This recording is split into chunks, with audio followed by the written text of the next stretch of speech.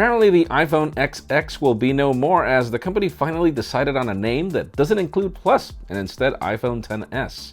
It looks like the three Samsung Galaxy S10s will have a fingerprint scanner under the display, and Nokia finally has all the tools it needs to bring some megapixel fun on its cameras.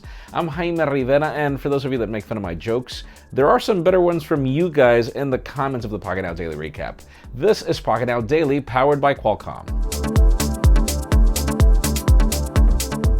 The official news today begin with one of the hottest devices that we're anticipating lately, the OnePlus 6T. We hear that's already being certified in Russia, and that could only mean that we are gearing up for a launch. And yes, I do agree, we are very close to the OnePlus 6, but I don't mind another launch. I mean, I feel that the changes in design that I've seen so far are probably going to be really cool.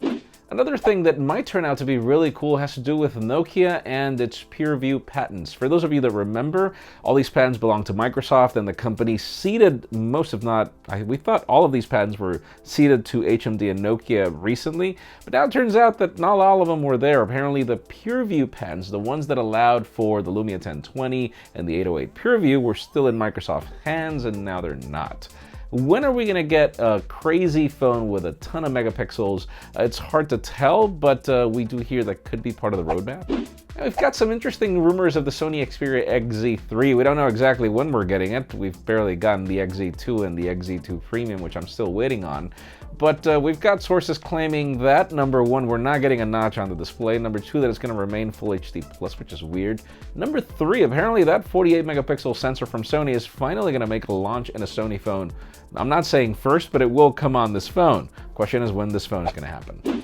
Now let's talk about the Samsung Galaxy S10, as we've heard rumors that we're getting three phones, all with different capabilities. One of these will not bring a curved display, which is weird, but most interesting, the on-display fingerprint scanner seems to not be a feature of one of these three. Apparently it's going to come on all three phones, which I love. I find it awesome that it's a standard.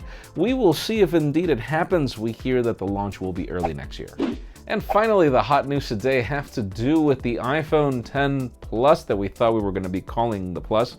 Apparently, it's not going to happen that way, according to Ming-Chi Kuo. It's going to be called the iPhone XS, so it seems that the smaller one is going to be the iPhone X. I don't know what the name of the other one's going to be, but this one is going to be called the iPhone XS, or XS, which would mean excessive, which sounds right.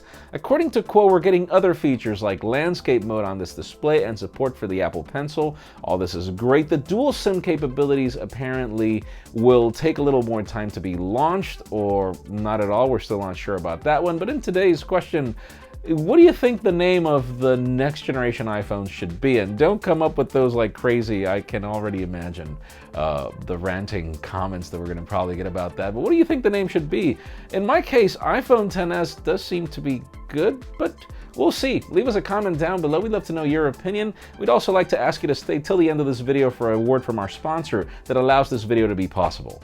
And yes, did you know that most of the technology that has enabled this industry and even this video for the past 30 years has been powered by Qualcomm? From the modems that outperform competitors in data speeds according to Ookla, to the power of the Snapdragon 845 on the latest flagship smartphones, there's a reason why today's top brands choose Qualcomm. Head on over to the link in the description below to learn what makes Qualcomm so cool. Friends, again, if you want to get the news earlier, follow us on Pocketnow.com and subscribe to both our channels, English and Spanish, for more videos like this one. You can follow me on Twitter, Jaime_Rivera, on Instagram at Jaime Rivera. Please give this video a thumbs up if you like what you saw. I'm Jaime Rivera. Thanks so much for watching. We will see you on the next one.